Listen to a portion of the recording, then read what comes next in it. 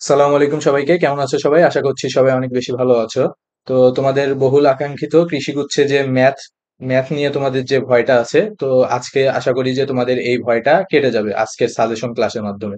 তো আমি তোমাদের ভয় কাটানোর জন্য আমার যে অ্যাডমিশন জার্নিটা আছে, অ্যাডমিশন জার্নির কিছু বিষয় তোমাদের সাথে শেয়ার করতে চাই। আশা করছি যে তোমাদের ভয়টা কিছুটা হলেও কাটবে।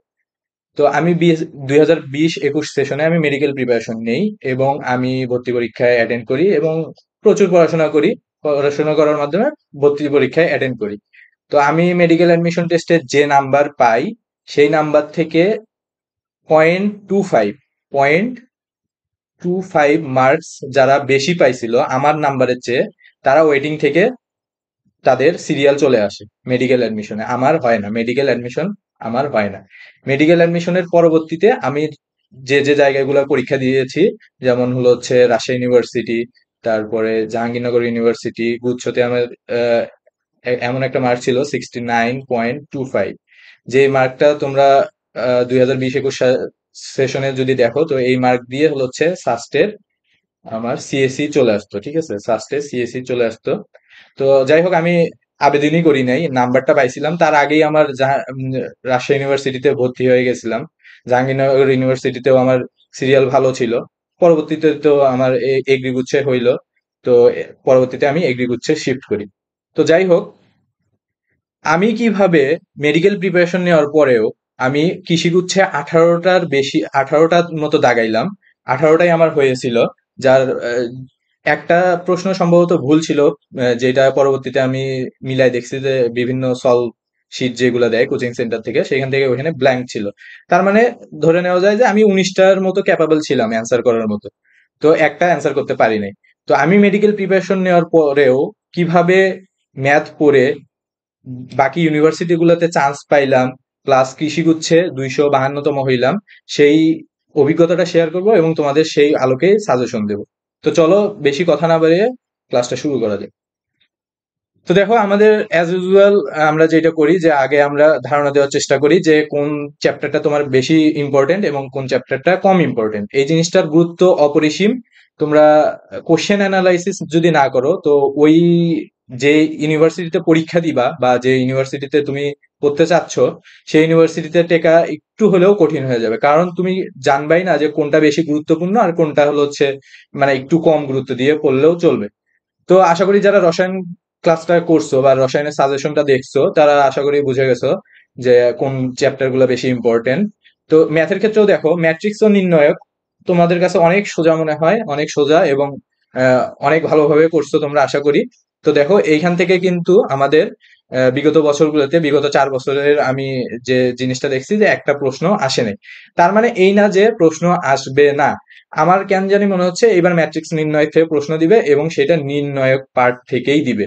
নির্ণায়ক পার্ট থেকেই দিবে এবং খুবই সিম্পল, যেটা হলো হচ্ছে হাতে করা যায় বা সিরিজে থাকে অনেক সময় যে জিনিসগুলা, যে যার মান শূন্য হয়, দেখার সাথেই বোঝা যায় যে নির্ণয়কের ভিতরে যে মানগুলা আছে, ধরো ABCD EF G H, এরকম যে মানগুলোই দেওয়া থাকে, এইগুলোর একটা শর্টকাট আছে যে ওইটার অ্যান্সার সিরিজে থাকলে, যদি মানগুলো যদি ধারায় থাকে, সমান্তর ধারায় থাকে, তাহলে তার মান 0 হয়।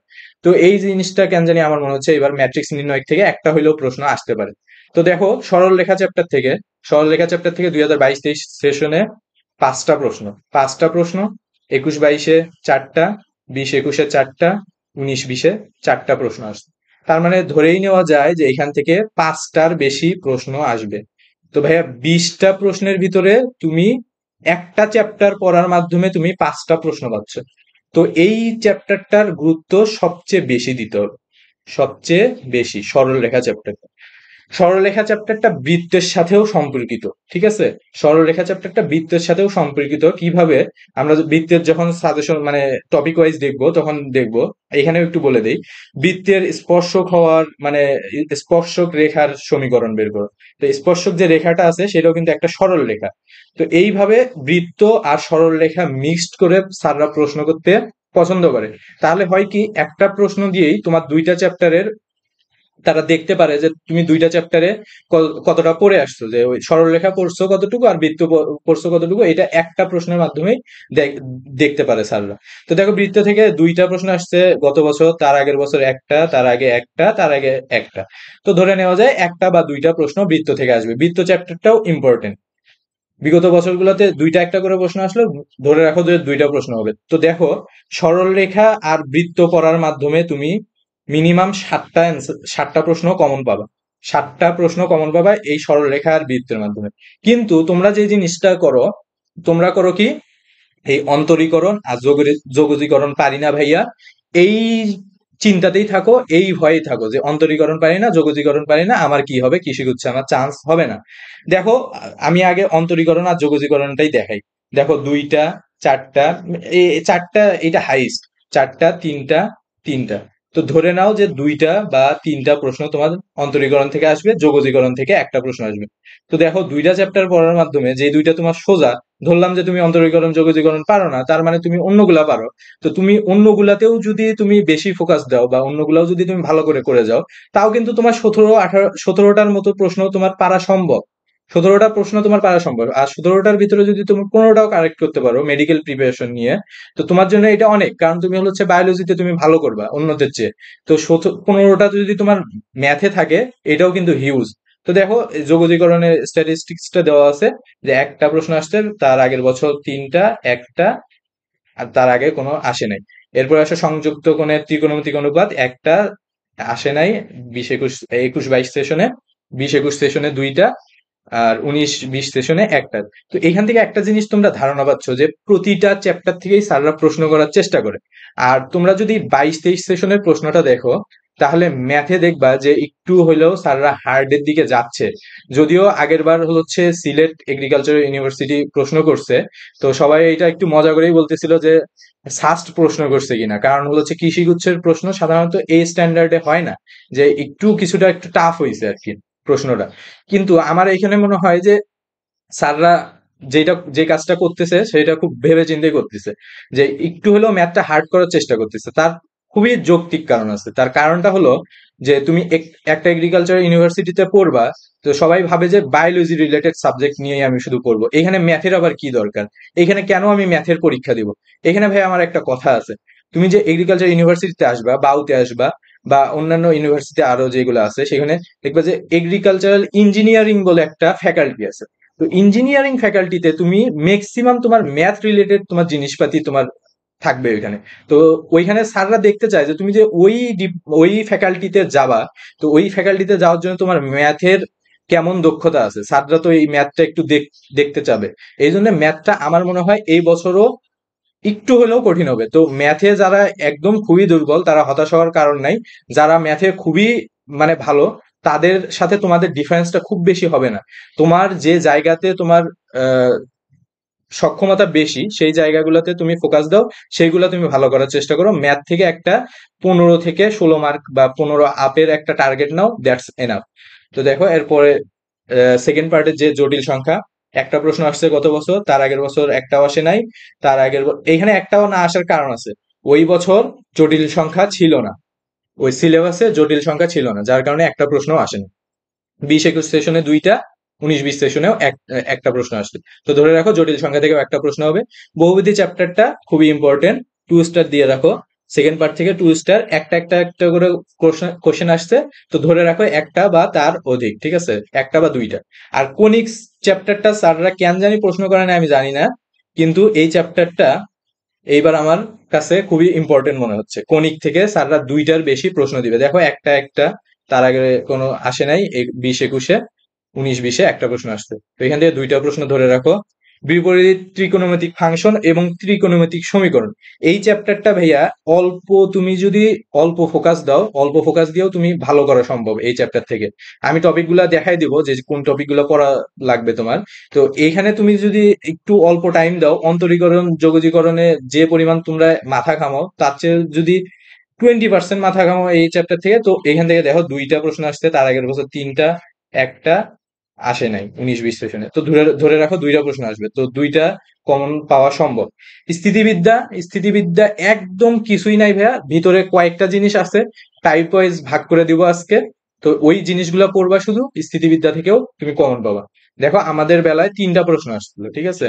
তো স্থিতিবিদ্যা থেকে বেশি কিন্তু কঠিন করার মানে কোনো সুযোগ নাই। তোমরা ফিজিক্সেও পড়ছো, ফিজিক্সের কিছুটা জিনিস আছে এখানে, লব্ধি, তারপরে হচ্ছে দুইটা বলের লব্ধির কোণ, মধ্যবর্তী কোণ, এই জিনিসগুলো আছে আর কি। তারপরে সমতলে বস্তুকণার গতি দেখো আসে নাই আগের বছর, তার আগের বছরও আসে নাই, তার আগের বছরও আসে নাই, একটা প্রশ্ন আসছে, ঠিক আছে? তো দেখো এই এই বছরগুলোতে না আসার কারণ হলো হচ্ছে এইটা হলো হচ্ছে শর্ট সিলেবাসের বাইরে ছিল, ঠিক আছে? এইবার যেহেতু তোমাদের আছে সমতলে বস্তুকণার গতিটা, তোমরা ফিজিক্সে যদিও গতি গতি চ্যাপ্টারটা নাই আর কি, ফিজিক্সে থাকলে ভালো হইতো। তো ওইখানে যে সূত্রগুলো আছে, জাস্ট খালি সূত্রগুলো দেখে যাবে, এইটা অত বেশি হাইপে নেওয়ার দরকার নাই। তোমার যদি ম্যাথের প্রিপারেশন খুবই দুর্বল হয়ে থাকে, তো তুমি, আমি যে চ্যাপ্টারগুলো বেশি ইম্পর্টেন্ট বললাম, কোনিক্স, তারপরে বহুপদী, বহুপদী সমীকরণ, ত্রিকোণমিতিক ফাংশন, এই দিক থেকে সরল রেখা, বৃত্ত, এই চ্যাপ্টার গুলা, ম্যাট্রিক্স নির্ণয়, এই চ্যাপ্টার গুলা খুব ভালোভাবে করে যাও ভাইয়া। তোমার মিনিমাম তুমি 12 থেকে 13টা কোশ্চেন ইজিলি কমন পাবা। আর যদি সবগুলা চ্যাপ্টার একবার হলেও দেখে যাও, এইগুলা চ্যাপ্টার তো ভালো করে পড়বাই, বাকিগুলা যদি তুমি দেখে যাও, তাহলেও আশা করি যে তুমি 15 প্লাস তুমি অ্যান্সার করে আসতে পারবে। কৃষি হচ্ছে এত বেশি কঠিন হয় না, কিন্তু স্যাররা একটু ডিপে যাওয়ার চেষ্টা করতেছে। আশা করি এই বছর আর তেমন হবে না। তোমরা জানো যে এইবার চট্টগ্রাম ভেটেরিনারি তারা প্রশ্নের দায়িত্বে আছে, আশা করছি এবার তেমন বেশি কঠিন হবে না। তো আসো আমরা ম্যাট্রিক্স নির্ণয়ে দেখলাম যে একটা প্রশ্ন আসে নাই, কিন্তু তুমি ম্যাট্রিক্স নির্ণয় থেকে কি কি পড়ে যেতে পারো। ম্যাট্রিক্স নির্ণায়কের প্রকারভেদ, এটা খুবই ভাই ইম্পর্টেন্ট। তোমাদের বইয়ে দেখবা যে বর্গ ম্যাট্রিক্স, কর্ণ ম্যাট্রিক্স, তারপরে যত ম্যাট্রিক্স আছে কাকে বলে, এই ম্যাট্রিক্স গুলা তোমরা দেখে যাওয়ার চেষ্টা করবে, ঠিক আছে? তার কারণ হলো হচ্ছে একটা ম্যাট্রিক্স দিয়ে বলে দিতে পারে যে এটা কোন ধরনের ম্যাট্রিক্স, এটা কি বর্গ ম্যাট্রিক্স, কর্ণ ম্যাট্রিক্স, না কি ম্যাট্রিক্স। আরো যত ম্যাট্রিক্স এর প্রকারভেদ আছে, প্রকারভেদটা খুবই ইম্পর্টেন্ট। কোনো কিছু যদি না পড়ো, ম্যাট্রিক্স নির্ণায়ক থেকে এই একটা জিনিস পড়বা, প্রকারভেদ। আর হলো হচ্ছে নির্ণায়কের মান নির্ণয়, নির্ণায়কের মান নির্ণয়ের বিভিন্ন মানে শর্টকাট আছে। দেখো এই যে এই জিনিসটা হলো হচ্ছে আমার অ্যাডমিশনের টাইমের খাতা, ঠিক আছে? এই অ্যাডমিশনের খাতা প্লাস আমি নিজে কিছু নোট করি, এই জিনিসগুলাই আমি পড়াই, এই জিনিসগুলা থেকেই আসে প্রশ্ন, ঠিক আছে? তো আমি এইখান থেকেই দেখে দেওয়ার চেষ্টা করব যে কিছু কিছু শর্টকাট আছে, ঠিক আছে? যেমন একটা দেখাই তোমাকে, যে একটা যদি তোমাদেরকে দেখাই, তাহলে আশা করছি যে তোমরা একটু হলেও ধারণা পাবা যে কি টাইপের প্রশ্ন আসে, ঠিক আছে? এইখান থেকে দেখো, এই যে এই একটা ধরো নির্ণয় বলে দেয় যে X plus Y, X Y, তারপরে এক্স, এক্স প্লাস জেড, যদিও এটা কোনো মানে ক্লাস না আর কি, সাজেশন মূলক ভিডিও, তাও একটা জিনিস একটু দেখাই দিই। জেড, তারপরে Y, Z, Y plus Z, ঠিক আছে? দিয়ে বলে দিবে যে এটার মান কত, ঠিক আছে? এটার মান কত। তো তোমরা তো দেখেই বলবো যে ভাইয়া এটা কেমনে করব, এটা তো করতে অনেকক্ষণ টাইম লাগবে, কিন্তু স্যাররা জানে ভাইয়া যে এটার একটা শর্টকাট আছে, এটার একটা শর্টকাট আছে, স্যাররা জানে, খুব ভালোভাবেই জানে, যার কারণে এই টাইপের প্রশ্নগুলো করে থাকে। দেখো এই যে নির্ণয়কটা আছে, এই নির্ণয়কটার এই 3টা পার্টকে বলা হয় আপার পার্ট, আপার পার্ট, আর এই যে নিচের যে পার্টটা আছে এটাকে বলা হয় লোয়ার পার্ট। তো এখান থেকে যে শর্টকাটটা আসে, যে আপার পোর্শন আর লোয়ার পোর্শন যদি তোমার সেম হয়, তাহলে অ্যান্সার হয় 4 into upper part or lower part, ঠিক আছে? 4 into upper part or lower part, তাহলে অ্যান্সারটা কি আসে? 4 এক্স ওয়াই জেড। এটা কিন্তু বইয়ের একটা খুবই কমন প্রশ্ন, ঠিক আছে? তো এইভাবে নির্ণয়ের থেকে যে শর্টকাট গুলো আছে বা শর্ট প্রশ্নগুলো আছে, বা একটা সারির সাথে একটা সারি বিয়োগ করে, বা একটা কলামের সাথে একটা কলাম বিয়োগ করে একটা স্টেপ করার পরে যে মানগুলা পাওয়া যায় বা অ্যান্সার গুলা আসে, সেই জিনিসগুলো কিন্তু খুবই ইম্পর্টেন্ট। এরপর আসে ম্যাট্রিক্সের যোগ, বিয়োগ, স্কেলার গুণন, এগুলো আর আলাদা করে দেখানোর কিছু নাই। এগুলো তোমরা সেই প্রথম একদম কলেজে যেই দিন ম্যাথ ক্লাস হয়েছে সেই প্রথম দিন থেকে শিখে আসতেছো, এগুলা একটু দেখে যাবা, এগুলো থেকে তেমন বেশি ইম্পর্টেন্ট না। ম্যাট্রিক্স নির্ণয় তেমন বেশি ইম্পর্টেন্ট না। দেখলামই আমরা যে কোনো প্রশ্ন আসেনি, তারপরেও যে ম্যাট্রিক্স এর প্রকারভেদ আর নির্ণয়কের যে মান নির্ণয়, এই জিনিসটা একটু করে যাবো। এরপর আসে সরলরেখা। সরলরেখা কি বলছি? খুব বেশি ইম্পর্টেন্ট, সরলরেখা সবচেয়ে বেশি ইম্পর্টেন্ট। এখানে আসো কি কি পড়বা, স্থানাঙ্ক পদ্ধতি। স্থানাঙ্ক পদ্ধতিতে কি আছে, কার্তেশীয়, পোলার। তোমাকে একটা পোলার স্থানাঙ্ক পদ্ধতি দিবে, দিয়ে বলবে যে কার্তেশীয়তে রূপান্তর করো, কার্তেশীয় দিয়ে বলবে পোলারে রূপান্তর করো। এইটা আশা করছি যে তোমরা পারো। এরপরে আসো দুইটা বিন্দু দিয়ে দিবে, বা দুইটা বিন্দু দিয়ে দিবে, দুইটা বিন্দু দিয়ে বলবে যে হচ্ছে দূরত্ব নির্ণয় করো। এরপরে হচ্ছে ক্ষেত্রফল নির্ণয়। ক্ষেত্রফল নির্ণয়টা কিরকম, ধরো হচ্ছে বলে দিবে যে যে কোনো একটা সরলরেখার সমীকরণ, যে কোনো একটা সরলরেখার সমীকরণ বলবে। সেই সরলরেখার সমীকরণটা ধরো হচ্ছে এই যে এটা একটা সরলরেখা, সরলরেখার সমীকরণটা অক্ষদ্বয়ের সাথে যে ত্রিভুজ উৎপন্ন করে, অক্ষদ্বয়ের সাথে যে ত্রিভুজ উৎপন্ন করে তার ক্ষেত্রফল নির্ণয় করো। এই টাইপের ম্যাথ আসতে পারে। ক্ষেত্রফল এই জিনিসটা ইম্পর্টেন্ট আছে, ক্ষেত্রফল জিনিসটা ইম্পর্টেন্ট। এরপর আসো সরল রেখা নির্ণয়। সরল রেখা নির্ণয়ের বিভিন্ন মাধ্যম আছে। তোমাকে দুইটা বিন্দু দিয়ে বলে দিতে পারে, ধরো এ একটা বিন্দু আর বি একটা বিন্দু, এ এক্স ওয়াই সাপোজ ধরে নিচ্ছি, আর জেড এক্স এরকম বলে দিতে পারে, বা জেড বি ধরো জেড বি, এই দুইটা বিন্দু, যে কোনো বিন্দু দিয়ে দিতে পারে, দুইটা বিন্দু দিয়ে সরলরেখা নির্ণয় করতে বলতে পারে। একটা বিন্দু একটা ঢাল বলে দিতে পারে, একটা বিন্দু একটা সরল রেখা বলে দিতে পারে, সেখান থেকে তোমার সরল রেখার ঢালটা বের করতে বলতে পারে। অথবা বলবে যে একটা সরল রেখার সমীকরণ দিয়ে দিল, আর একটা বিন্দু দিয়ে দিল, এই সরল রেখার উপরে লম্ব যে রেখাটা আছে সেই রেখার সমীকরণ নির্ণয় করো। তাহলে কিভাবে বের করবা, এই যে সরল রেখার সমীকরণটা তোমার দেওয়া থাকবে, সেই সরলরেখার সমীকরণ থেকে তুমি ঢাল নির্ণয় করবা, সেই সরলরেখার সমীকরণ থেকে তুমি ঢাল নির্ণয় করবা, আর তোমার এই বিন্দুটা তো দেওয়াই থাকবে, সেইখান থেকে তুমি ইজিলি তুমি বের করতে পারবা। কিভাবে, এক্স মাইনাস এক্স ওয়ান, এভাবে আমরা বের করতে পারি ঢাল into Y minus Y one. এই যে একটা, এই হলো হচ্ছে আমার বিন্দু, আর এই হলো হচ্ছে তুমি ঢাল পাবা। তো যাই যাই হোক, যে এইখান থেকে হলো হচ্ছে, সরি, এইখান থেকে তোমার বিভিন্নভাবে সরলরেখা নির্ণয় করতে বলতে পারে। এইটাও খুবই ইম্পর্টেন্ট। সরি, একটু সমস্যা হয়েছে। আচ্ছা, এখান থেকে প্রশ্ন আসতে পারে সরলরেখা নির্ণয়। এরপর আসো দুটি সরলরেখা, এটা কিভাবে আসতে পারে, দুইটি সরলরেখা একই নির্দেশ করলে নিচের কোনটি সত্য, ঠিক আছে, বা নিচে সি এর মান কত, এইভাবে বলে দিতে পারে সত্য আকারে। সত্য আকারে সরলরেখা থেকে এইভাবে প্রশ্ন আসতে পারে। তারপরে দুইটি সরলরেখার মধ্যবর্তী কোণ, এটা একটা সূত্রের মাধ্যমে বের করা যায়, তোমরা আশা করি পারো। তোমরা এই জিনিসটা একটু দেখে যাওয়ার চেষ্টা করবা। সমান্তরাল হওয়া সত্য, এটাও ইম্পর্টেন্ট আছে, তেমন না অন্যগুলোর তুলনায়। এই যে লম্ব দূরত্ব সবচেয়ে বেশি ইম্পর্টেন্ট। আর বিগত বছরে যে প্রশ্নগুলো আসছে সেগুলা মেইনলি ঢাল কেন্দ্রিক প্রশ্ন আসছে, ঠিক আছে। ঢাল থেকে দেখবে যে অনেক প্রশ্ন আসছে, ঢালটা দেখে যাবা, বিভিন্ন ভাবে তোমার ঢাল নির্ণয় করতে বলতে পারে, ঠিক আছে, ঢালটা দেখে যাবা। তো সরলরেখা থেকে এই কয়েকটা জিনিস দেখলেই তোমার 4 থেকে 5টা প্রশ্ন আশা করছি যে তোমরা পারবা। তো চলো সামনের দিকে আগাই, যেহেতু আমাদের অনেকগুলো চ্যাপ্টার, ক্লাসটা বেশি লেন্দি করা যাবে না। এরপর আসো বৃত্ত। বৃত্ত থেকে হলো হচ্ছে বৃত্তের সমীকরণ হওয়ার বৈশিষ্ট্য, ঠিক আছে। যে নিচের সমীকরণটি বৃত্ত হইলে কে ইজ ইকুয়াল হোয়াট।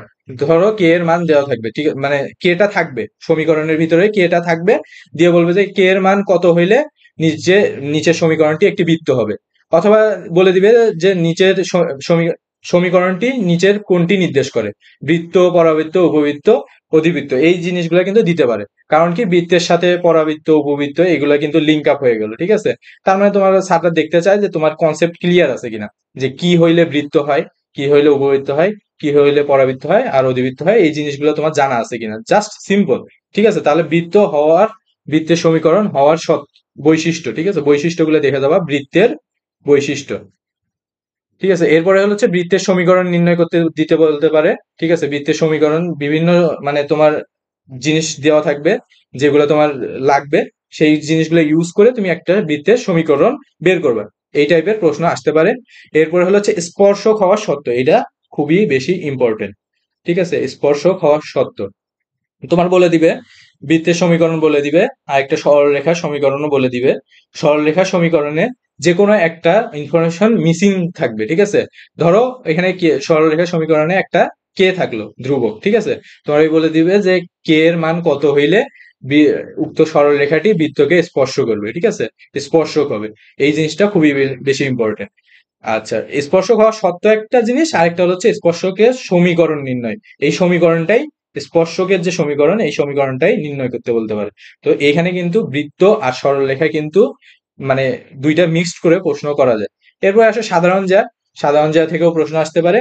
আরেকটা জিনিস যেটা এখানে লেখা হয় নাই, যেটা হচ্ছে তোমার একটা বৃত্তের সমীকরণ বলে দেওয়া হতে পারে, বৃত্তের একটা সমীকরণ দেওয়া থাকবে, ঠিক আছে? একটা সমীকরণ থেকে তোমার হচ্ছে ব্যাসার্ধ, তারপরে আরো যে জিনিসগুলো আছে এই জিনিসগুলোর মান তোমার চাইতে পারে, যে ব্যাসার্ধ কত, এই বৃত্তের ব্যাসার্ধ কত, সেগুলো তোমরা আশা করি পারো। ডিটেলস আমি সবকিছু বলতেছি না, যা না বললেই না সেই জিনিসটা বলবো। এই চ্যাপ্টারটা খুব বেশি ইম্পর্টেন্ট দিয়ে পড়ার কারণ দরকার নাই, যা ইম্পর্টেন্ট সেই জিনিসটাই লিখছে, যাবতীয় সূত্রাবলী, ঠিক আছে? সূত্রগুলো তোমার একদম মুখস্থ থাকতে হবে, যত সূত্র আছে। এই জিনিসটা আমি সবসময় বলি যে ম্যাথে যদি কেউ খুবই দুর্বল হও, আরেকটা জিনিস করবা, যে ম্যাথের যে চ্যাপ্টার গুলো আছে সবগুলো সূত্র পড়ে যাবো ভাইয়া। সূত্র থেকে হুবহু কমন আসে, হুবহু সূত্র তুলে দেয়, সূত্র তুলে দেয়। অন্তরীকরণ এবং যৌগীকরণের ক্ষেত্রে সবচেয়ে বেশি হয়, আমরা সামনে দেখব। তো ওই জায়গাগুলো থেকে বা পুরা চ্যাপ্টারের যত সূত্র আছে সবগুলো সূত্র মুখস্থ করে যাবো। আগের দিন রাতে কিছু করো আর না করো, ম্যাথের সবগুলো সূত্র তুমি পড়ে যাও। তো সংযুক্ত কোণের ত্রিকোণমিতিক অনুপাত থেকে এখানে আমি বেশি কিছু বলবো না, বেশি কিছু দিব না, যে চ্যাপ্টার গুলো ইম্পর্টেন্ট সেইগুলো তোমরা ভালো করে পড়ে যাও, এইখান থেকে জাস্ট যাবতীয় সূত্রগুলি সেই জিনিসগুলো তোমরা দেখে যাও, ঠিক আছে? এরপর আসো সবচেয়ে বেশি ইম্পর্টেন্ট বা সবচেয়ে বেশি তোমাদের যেটা ভয়ের কারণ, অন্তরীকরণ, ঠিক আছে? অন্তরীকরণে বিভিন্ন জিনিসপত্র আছে, কিন্তু সব জিনিস আমাদের লাগে না। দেখো কি কি আমরা লাগে সেই জিনিসগুলো আমরা এখানে লিখছি। যেমন হচ্ছে লিমিটের যত শর্টকাট আছে, ঠিক আছে? লিমিট থেকেই প্রায় 10 থেকে 12টা শর্টকাট আছে, ঠিক আছে? এই জিনিসগুলো একটু দেখে যাওয়া হবে। লিমিট থেকে প্রশ্ন কিন্তু হয়, প্রতি বছরই হয়, এই বছরও হবে ইনশাল্লাহ। লিমিট থেকে প্রশ্ন হয়, যেমন ধরো যে লিমিটের তোমার হচ্ছে লিমিট কত ধরনের হতে পারে। একটা হচ্ছে তোমার ইনফিনিটি, একটা জিরো, আর একটা হলো কনস্ট্যান্ট, ঠিক আছে? কনস্ট্যান্ট হতে পারে। এই জিনিসগুলো আমরা ব্যাচে পড়াই আর কি। তো ধরো লিমিট যদি তোমার এক্স টেন্স টু ইনফিনিটি হয়, সেক্ষেত্রে এখানে যদি আমাদের বীজগণিতিক রাশি থাকে, এটা আমি একটা দেখাচ্ছি, এরকম অনেকগুলা শর্টকাট আছে, ঠিক আছে? তোমরা আশা করছি যে বিভিন্ন যে বইগুলা কিনছো সেইগুলো থেকে তোমরা আশা করি দেখে যাও। রাশি হলে রাশি হলে তাহলে এখানে আমরা কি বলি, এখানে লিখে দেই, আমরা বলে দেই লবে সর্বোচ্চ পাওয়ারের সহগ, সর্বোচ্চ পাওয়ার এর সহগ ডিভাইডেড বাই হরে সর্বোচ্চ পাওয়ার এর সহগ। দেখো এই জিনিসটা একটাই উদাহরণের মাধ্যমে দেখাই দেই, সামনের গুলো আমরা দেখাবো না, বা এই লিমিট থেকে আরো অনেক কিছু আছে সেগুলো দেখাবো না, ঠিক আছে? শর্টকাট গুলো একটু দেখে যাবো লিমিট থেকে। যেমন limit x tends to infinity, এখানে বলে দিল 2x² plus 3x plus 5 divided by 9x² plus 5x minus 6 is equal what, ঠিক আছে? তো আমরা কি বলছি, limit x tends to infinity যদি হয় আর আমার যদি বীজগণিতিক রাশি থাকে, দেখো আমার এখানে কিন্তু মিলে গেছে যে এক্স টেন্স টু ইনফিনিটি আর আমার এই জিনিসটা হচ্ছে একটা বীজগণিতিক রাশি যদি হয়, তাহলে আমরা কি বলছি, লবে সর্বোচ্চ পাওয়ারের সহগ। লবে সর্বোচ্চ পাওয়ার কত? এক্স স্কোয়ার, এক্স স্কোয়ারের সহগ কত? 2 ডিভাইডেড বাই হরে সর্বোচ্চ পাওয়ার কত? এক্স স্কোয়ার, মানে 2, হরে মানে হরে হচ্ছে সর্বোচ্চ পাওয়ার 2, এক্স স্কোয়ার, এক্স স্কোয়ারের সহগ হচ্ছে আমার 9। এটা হলো আমার অ্যান্সার, ঠিক আছে? এইরকম যত শর্টকাট আছে লিমিট থেকে দেখে দেবার, একটা কোশ্চেন লিমিট থেকে থাকবে, অন্তরীকরণ থেকে। তারপরে আসো অব্যক্ত ফাংশন, এখানেও কিছু শর্টকাট আছে, অব্যক্ত ফাংশন থেকে থাকতে পারে। তারপরে ত্রিকোণমিতিক ফাংশনের অন্তরীকরণ আর বিপরীত ত্রিকোণমিতিক ফাংশনের অন্তরীকরণ। বিপরীত ত্রিকোণমিতিক ফাংশন কি রকম থাকতে পারে? সাইন ইনভার্স, সাইন সাইন এখানে এক্স হবে, ঠিক আছে? সাইন এক্স ডিডিএক্স ওয়াই, এই জিনিসটা তোমার বলে দেওয়া থাকতে পারে, এটার মান কত। এটা হচ্ছে বিপরীত ত্রিকোণমিতিক ফাংশন। তার আগে যেটা বললাম ত্রিকোণমিতিক ফাংশনের অন্তরীকরণ। এরপর আসো পরামিতিক সমীকরণ, এই পরামিতিক সমীকরণটা খুবই ইম্পর্টেন্ট। আর একটা জিনিস যেটা ইম্পর্টেন্ট সেটা হচ্ছে গুরুমান আর লঘুমান, ঠিক আছে? যে একটা সমীকরণ দিয়ে দেয়, সমীকরণ থেকে বলে যে গুরুমান এবং লঘুমান বের করতে বলে, ঠিক আছে? এই এই প্রশ্নটা তোমরা ডিফারেন্সিয়েশনের মাধ্যমে বা অন্তরীকরণের মাধ্যমেই করা যায়, সেই অন্তরীকরণের মাধ্যমেই তোমরা একটু করে যাওয়ার চেষ্টা করবা। আর ইউভি আকারে সাধারণত দেয় না, ইউভি আকারের যে ফর্মুলাটা আছে এটা দেখে যাওয়া। যদি তুমি না পারো বা দেখো যে মিলতেছে না, তাহলে ইউভি আকারে তুমি একটু করার চেষ্টা করবে, দেখবে যে অ্যান্সার মিলে যাবে। আরেকটা আছে হচ্ছে এক্সপোনেনশিয়াল ফর্ম, ঠিক আছে? এক্সপোনেনশিয়াল ফর্মটা কিরকম? ই টু দি পাওয়ার একটা মান দেওয়া থাকে, ঠিক আছে? ই টু দি পাওয়ার একটা মান দেওয়া থাকে, আর এইটারই হচ্ছে আমার অন্তরীকরণ করতে বলে, ডিডিএক্স ওয়াই, এটা করতে বলে, ঠিক আছে? এইটা করতে বলে এইটাকে বলা হয় হচ্ছে এক্সপোনেনশিয়াল। ঠিক আছে, একটা উদাহরণ দেখি তোমাদের দিলে তোমরা একটু বুঝতে পারবা। কারণ তোমরা কমেন্টে আবার বলো যে ভাই এটা কি ধরনের, এটা তো আমরা মানে করিনি কোনো সময়। ঠিক আছে, এক্সপোনেনশিয়াল। এক্সপোনেনশিয়াল জিনিসটা, এটা একটু মুছে নেই, একটু মুছে নেই।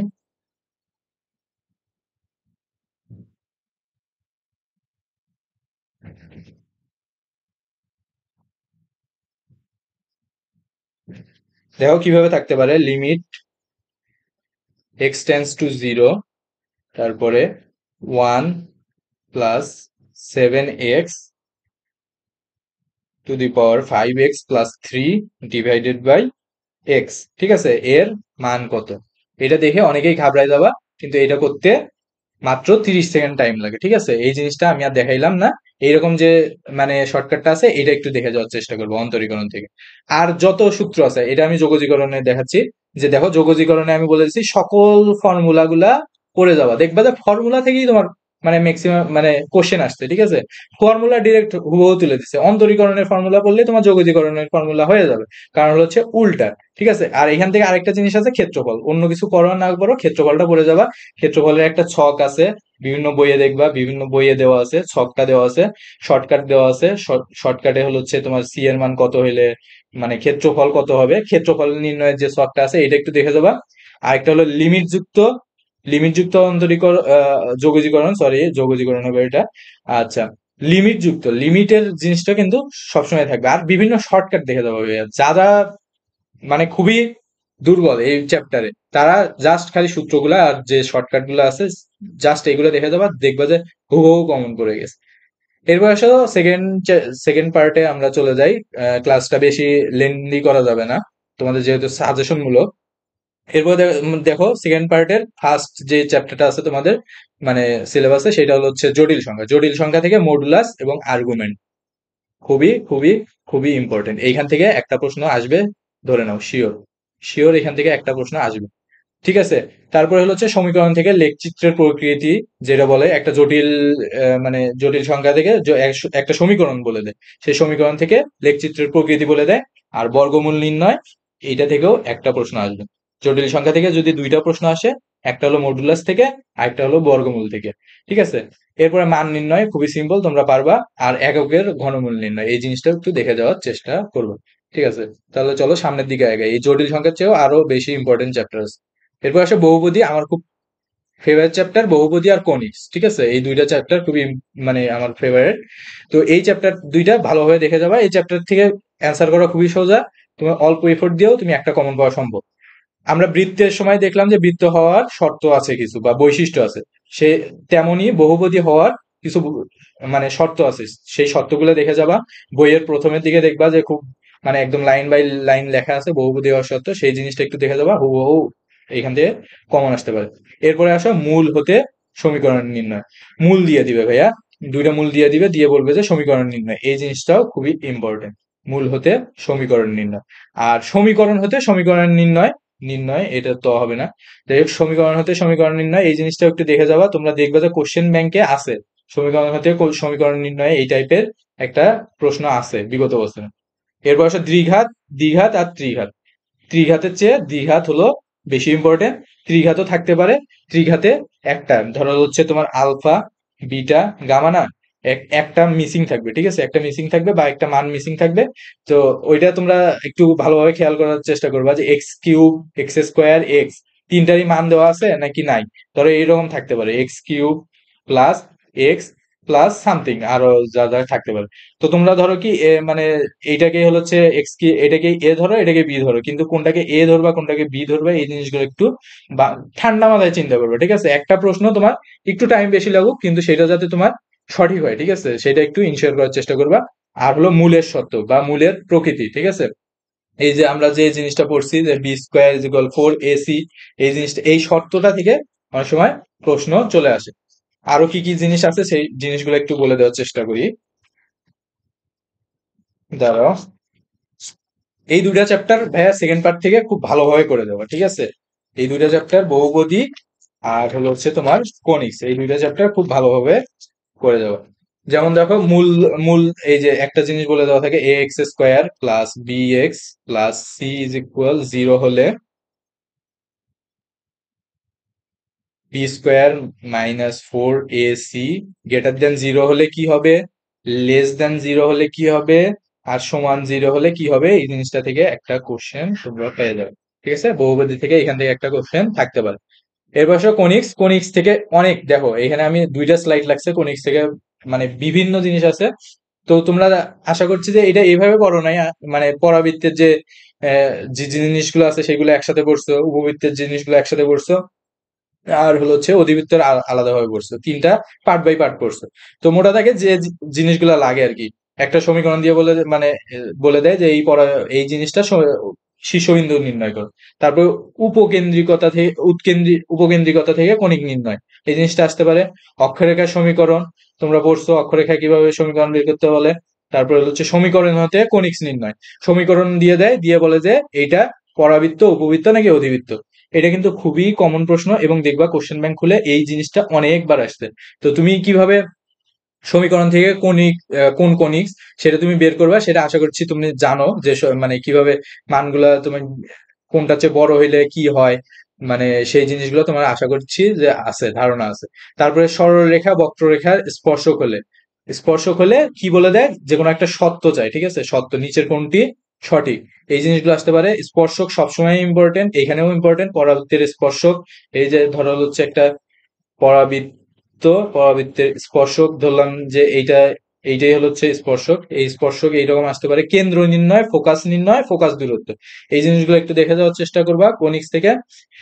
তারপরে উপবৃত্তের উৎকেন্দ্রিকতা, উৎকেন্দ্রিকতাটা থেকে ভাইয়া মাস্ট কোশ্চেন আসবে, মাস্ট মাস্ট উৎকেন্দ্রিকতা থেকে। উপবৃত্তের ক্ষেত্রফল, সেম ভাবে ক্ষেত্রফলটা বের করবা।